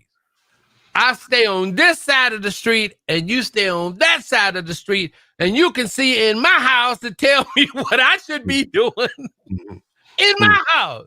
Yeah. Mind your own business, man. What was that boy's name? The boy who started, was it Hawley? What was his name? Yeah, Started that mess. Started that mess? And if he thinks he's got a future, he got to be crazy. He's got to be crazy. You're right for the masses. But here's my prediction. The Republican Party is going to split. Mm-hmm. All those hardcore Trumpsters, whoever, guys like it, that fool, he will be representing them. And in his mind, that 74 million people, he's thinking all of them are thinking that way. Wrong. You're gonna split the Republican Party, and it may never be the same. The what was those idiots 4 years ago that the Tea Party? The Tea Party. The Tea Party still exists. These are the same idiots. mm-hmm. They just went out and multiplied. Right. Yeah. Okay, it's the same idiots. Man, them code words that Trump Jr. was saying now, and this is one thing that I'll do. I might want to applaud the media for, because only Trump's networks were showing Trump's shit. Because the big boys, the majors, just think if all the majors had to add this boy's stuff, his mess that he was putting. Just think if the majors had ran all that. So I'm glad, Lee, that we gonna have to have a network for black folks, just like this boy had his network. He got up there and he was saying those Reagan-esque code words, patriot, great again, those kind of things. And each one of those words mean those are negative words towards people of color. Mm-hmm. Those are fear words towards people of color. Those folks got hyped up on the fear and stuff and whatever. Yeah, that's what and those keywords. I mean, that Reagan documentary needs to be mandatory. Everybody needs to look and see that 4 times. I would have loved to hear what Sister Jane Elliott had to say about the Caucasian lady, Jane Elliott, who says all white folk are racist. I would have loved to hear her dissect and cut down his speech, because Trump Jr. and all this stuff, they was using cool words for white supremacy. And that's not going to work now. So you're saying the Trump dynasty, do you think it's over? Do you think No. Junior No. It's the Retrumplicans. That's what they're going to be. But that's going to be the new word for white supremacists, the white supremacist movement. Were you a Reagan Democrat? Who? You. Oh, man, I wasn't dealing with nothing. I wasn't dealing with nothing from Ronnie Reagan, man. Nothing.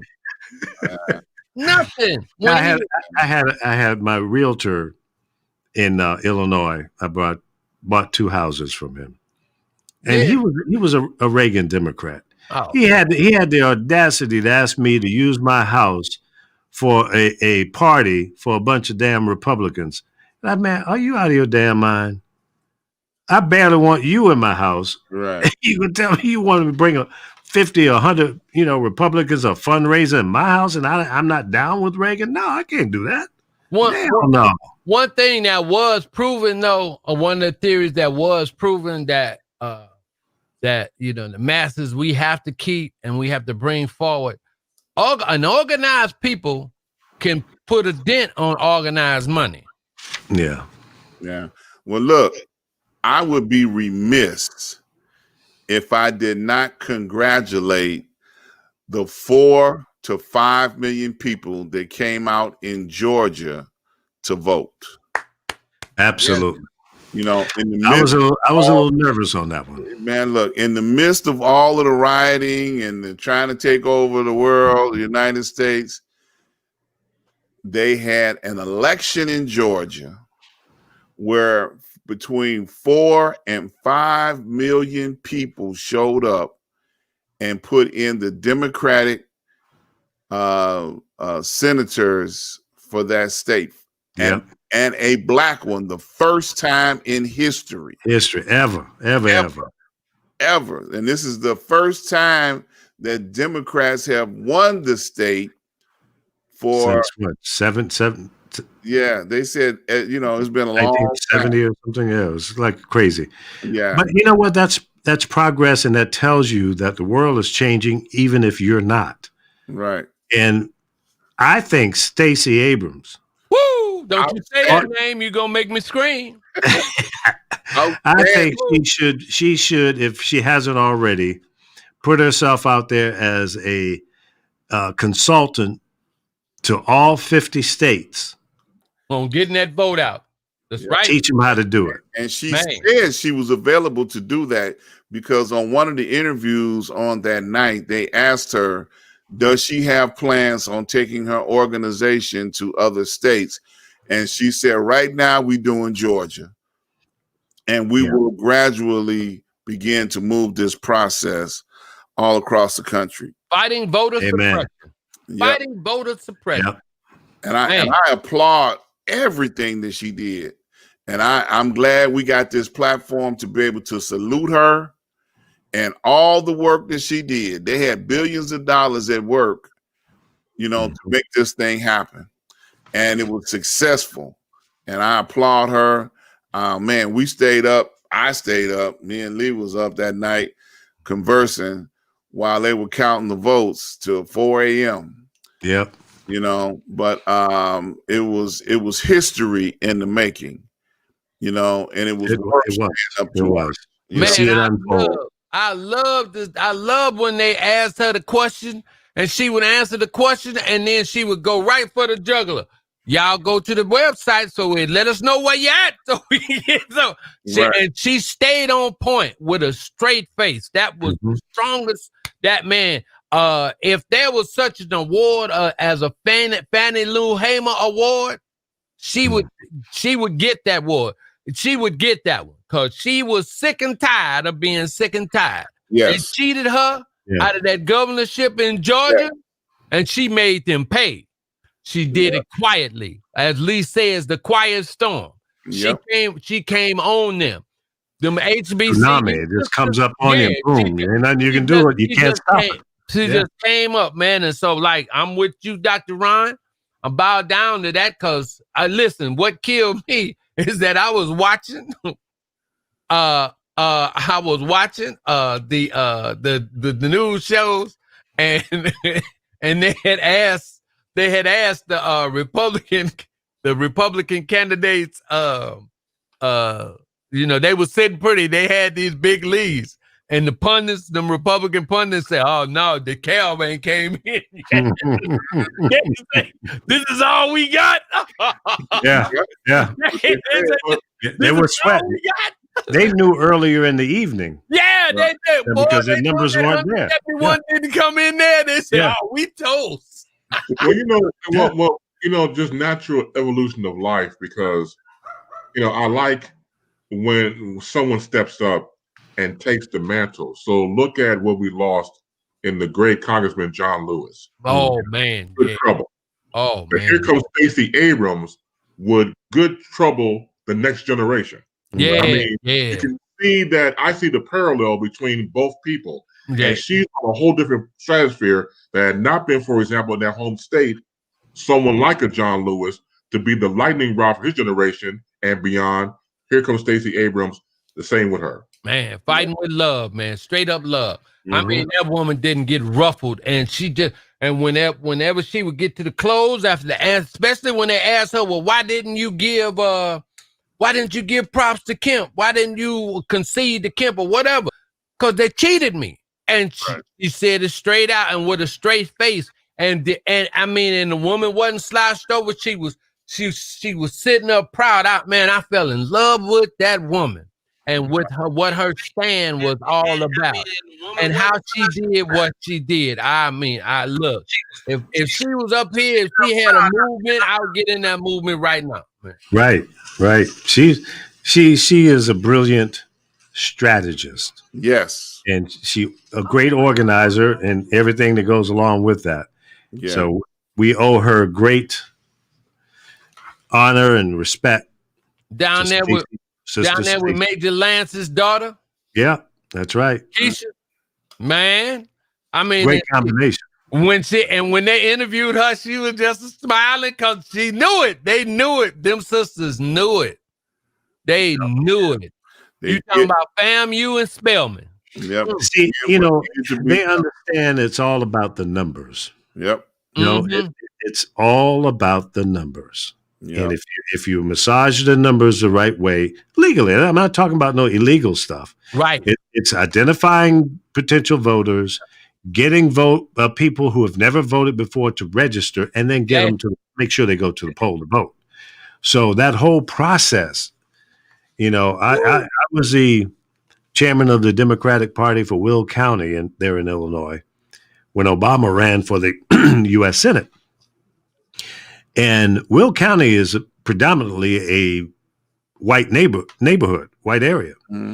75% of the population came out for Obama. I'm sorry, 85. We brought 85% of the registered voters voted for Barack Obama. Crushed. Who ran against her? Y'all remember? It's a black guy, black Republican. They imported him into Illinois. Yeah, I can see his beanie black face. And he disappeared. What happened to him? What happened to that boy? Took that ass whipping and went under. I do remember seeing his face. Yeah. Man, the name escapes me. Yeah, I can't think of how relevant he is today. Yeah, right. Out of mind. Mm-hmm. Right. Yeah, and that's how they do you. That's how they do you. If you don't bring them the results that they want. So Alan Keyes. Alan right. Keyes. Yeah, Alan Keyes. Yep, that rap bastard. Yep, that was him. Yep. Sure. Where is he now? What is he doing? I don't know. He probably is, selling burgers somewhere. Is he still alive? That's a question. Yeah, that's a good question. Yeah, man. Yeah, man. And Trump went on and sacrificed my boy Herman Cain. Herman went out, man. Believing that hype, man. Yeah. It ain't no virus out here. And then, and I'm wondering, right? All these people that was caught up and was out there without that mask and stuff. I know what, boy. And this COVID too is out there. That's just total. That's total irresponsibility by the executive part of this government. And the rep cons, y'all need to, do y'all want regulation or you don't? Or you can't have regulation when you want to, or it can't come up just because when you want it, when you need it. There are things that have to be regulated, and y'all can't holler when you got to deal with some regulation sometime, man. That's just the way it is, that's because of the nature of the people. We saw that yesterday. It should be some regulations, boy. Y'all go down there on that. That's why and I don't want to say that, but this woman that got in there and lost her life, God rest her soul, but her coming through that window, and you got to stand up. The wrong place for that. Yeah, bad move. Yeah, that was not a smart move. No, who in their right minds think that they can just rambo themselves into the Capitol building Yes. without consequences. Yes. I mean, And with marshals What? and Secret Service on the other side of the Man, door. they better be glad. Well, what? man. Look, man. Look, Look, either you wake up in your right mind or wake up in your white mind. Yeah. There's two different things. Yeah. About the white privilege. Exactly. Yeah. So Yeah. she was like, hey, I don't care. Once again, her people were egging her on. That's right. Go get him. Go get him. Go get him. Pop. Shot right in the neck, fell out. nobody else tried to climb through that window or that door. Well, they got the message then. Yeah. Look, and it was really crazy. I'm telling you, it's insane. They show pictures from the inside of the chamber when they were like, man, lined up on the other side of that barricade. They were not getting in there. Okay, not without getting popped. Okay, so they made a stand. Okay, to protect whoever was in that chamber at the time. Now, once they got those senators out of there, then they withdrew with the senators. Okay, and then they just left the chamber open for them to come in. But before they got all those senators out of there, now those guys were not part of that plot. Well, we just gonna let them come in and do whatever they want to do. They didn't get that memo. Yeah. They barricaded that door and they said, come on in here. Yeah. You hear the fact that it was Pence that made the move for the National Guard? No, I didn't. Yeah, I have read that, and then Trump is saying, no, he did it. Oh, okay. But does the vice president have the authority to request the National Guard without the president? That's the question. See, is in my mind, it's a pecking order. Yeah, exactly. I don't know. I don't. I'm asking the question. I don't know the answer to that. Yeah, It seems to me that would be the role of the president. Yeah. Well, Usually a governor will request that from the president, right? And that's how that's the way that works. Got him out of there. They got him out of there right away. Now I heard that he stayed in the building. They got him into a safe zone. Yeah. They all went downstairs. But the request, according to the press conference, was made to the Pentagon, and the request was not honored.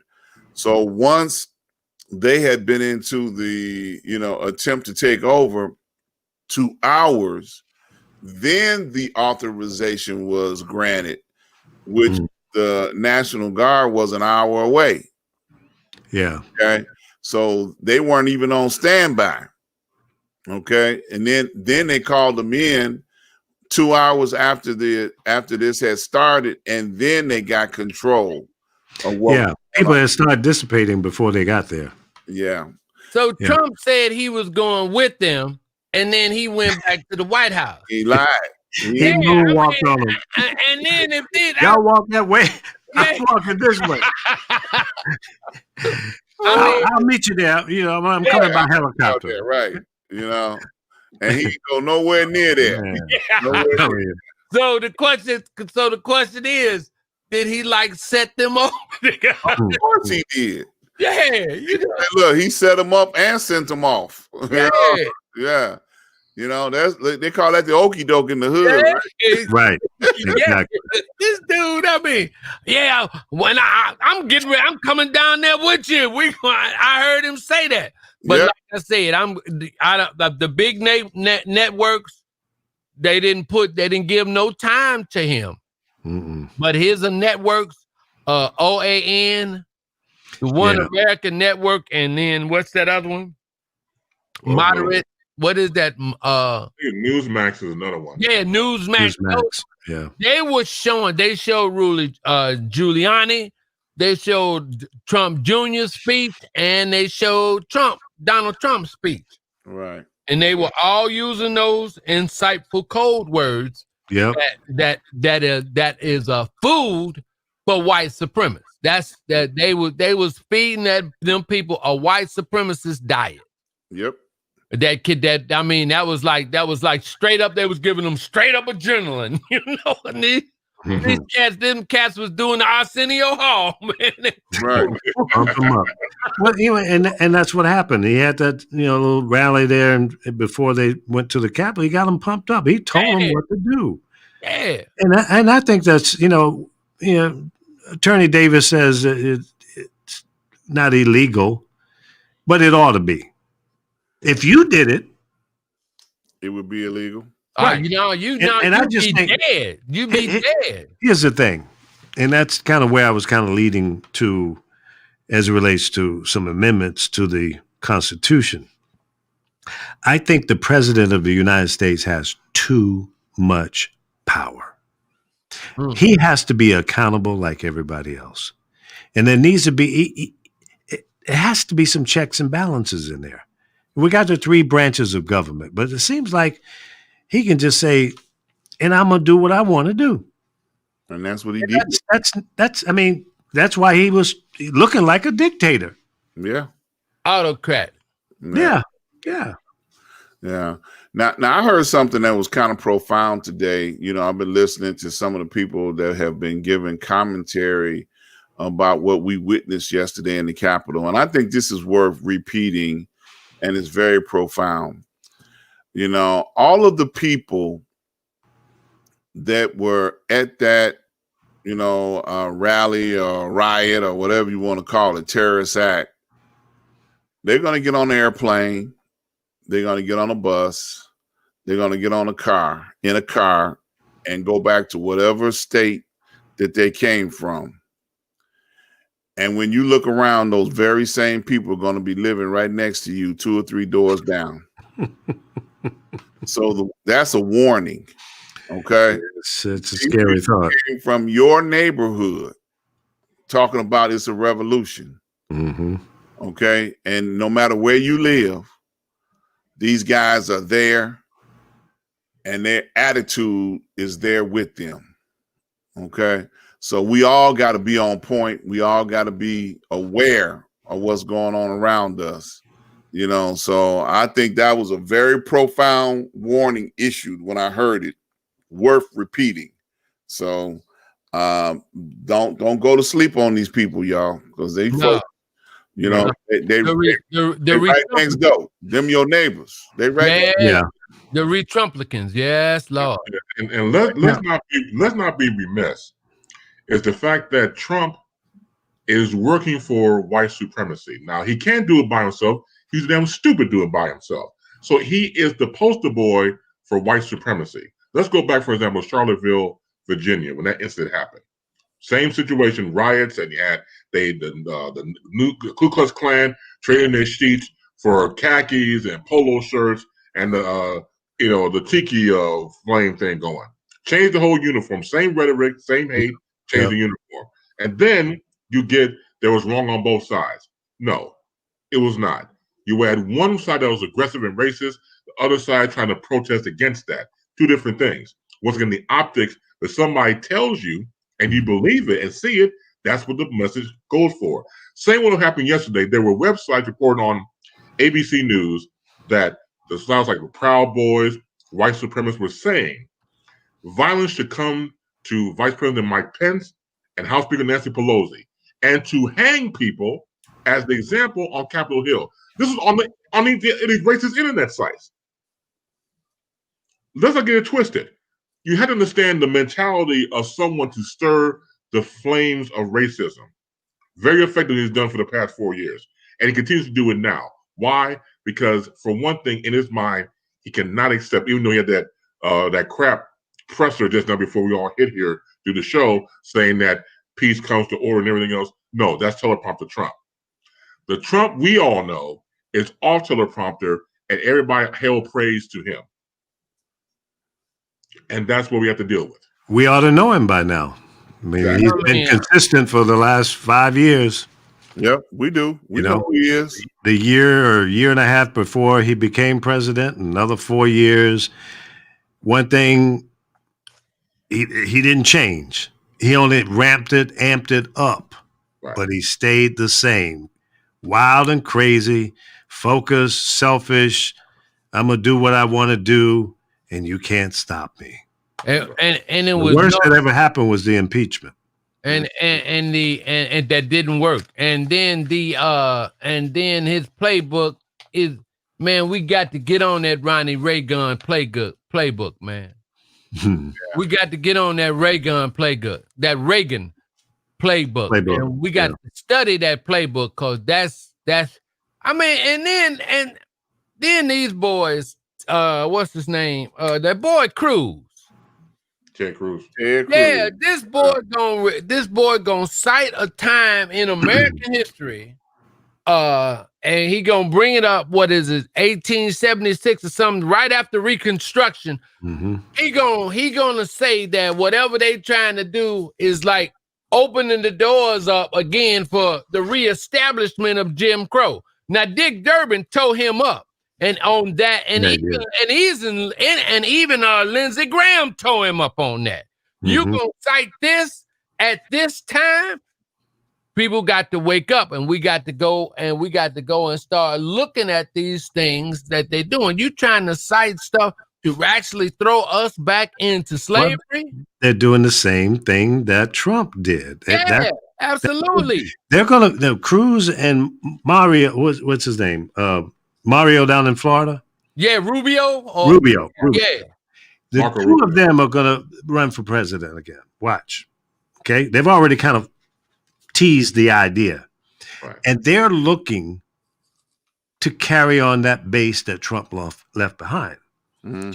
Now, if by chance Trump gets the opportunity to run again, they're going to be battling with that fool again. And you think the debates are going to be any different? He's going to come in and annihilate those fools. Okay. And they haven't learned a lesson. Cruz allowed Trump to just talk out kind of crazy about the man's wife and the man's daddy. Yeah. And now he's been sucking up to Trump like a little kitten that needs milk. Yeah, he's a I don't bitch. understand that. No, because you're weak-minded. Okay. So you gonna let this man come and talk about your father, saying your father responsible for the death of JFK and that your mama's ugly? Now, we all come from these black neighborhoods. You talk about somebody's mama, you in for a goddamn fight. Now here's Trump telling pretty much Cruz, hey, your mama's so big, when God said let there be light, he said, bitch, be your big ass out the way. He talked about his wife and everybody. Everybody. No repercussion. None whatsoever. Yeah. No. He does have a big ass. Yeah, you're right about that. What could Trump have promised him for him to look the other way on that? What would it take for you as a human being after being insulted and lied about? Yeah, and all that? the French girl. I'll let you go out with the French girl. Right. How much of her do you want? Yeah, you have a lot of her. Yeah. Oh, I got plenty of her. Yeah, she'll love you a long time. Yeah. Yeah. All right, fellas, you guys have anything else? We're gonna wrap it up. We've gone an hour over. Yeah. Look, normal time. I'm good. It was fun. Let me throw this out, okay? Just so that, informatively, I would encourage everybody to go watch this movie, Antebellum. For information purposes, you need to watch this so you can understand the mentality of the people that support this ideology that Trump has been throwing out there. Okay? You need to go watch that movie. Information you need to have. Okay? It's going to make you think about the people in today's time and what they would like to see happen. So go watch that movie. I encourage everybody to go watch it. All right, we're going to do it. Now, you mentioned that to me the other night. I haven't had a chance to do it because of all this crazy that's been going on. Where's Antebellum at? Is it on Netflix or? Well, I got it off my Fire Stick. I don't know if he's got those hack channels, so ain't no telling where. Oh, okay. Yeah, just do a search for it. Yeah, be able to find it on Amazon Prime or okay. Yeah, some of those Antebellum. Yeah, Antebellum, man. You got it. Must see for you to completely understand the mentality of all these people that support Trump and falling behind him with this racist mentality. I used to go with a girl named Antebellum.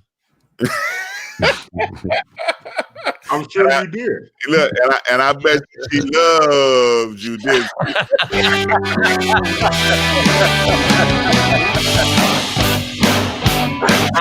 There's always one at the end. Thanks, guys. Be safe. Keep your hoodie on and your mask. Wear some gloves. And just stay away from them damn fools out there because they're lurking. Right Be safe, folks. Yeah. God bless everybody. All right. Peace out.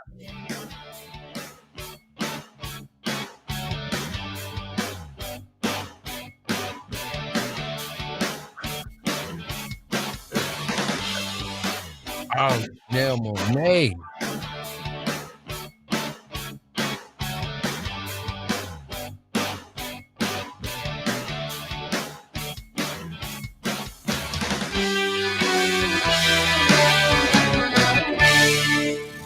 SNN Street News Now.